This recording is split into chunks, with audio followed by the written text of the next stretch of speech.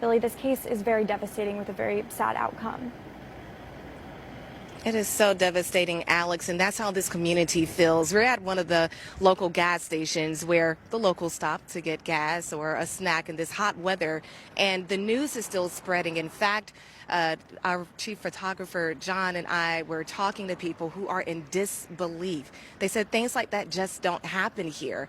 Just to give you an idea of how unbelievable it is, people are like, I live down that road. I live near Cedar Creek. We're right off of the exit where some of little Javeayah's remains were found. Even looking behind me, you can see that this curb just turns into woods. It's rural back there. There are bodies of water back there. And it is an isolated area of Fairfield County, but not too far from the Great Falls, Chester County line where authorities have been searching. We want to pull up some of that video from the search earlier this week where we knew that SLED had helicopters. We know that different agencies, as far as Kershaw County, were even out assisting with the search, Fairfield County Sheriff's Office as well, along with state and local agencies. And it's just been heartbreaking as people were hoping for the best outcome after authorities announced they presumed that Javeayah was dead for at least about a month. And just to give you an idea of where her remains were found in relation to where authorities were searching, you can see where the Cedar Creek area is from the Great Falls area.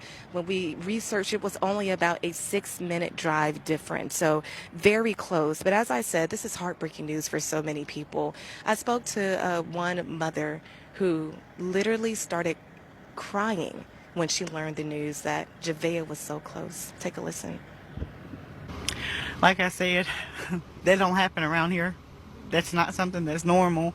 And just hearing stuff like that just sends chills down my body, you know, because I can't understand who would have the type of heart to do that to a child, their own child especially. And that was Jacqueline. She lives in the Great Falls community that we now learn that's where Javeayah's parents grew up. They were church members. They worked there before they moved to the upstate in Aiken County. So a lot of people are familiar with their families.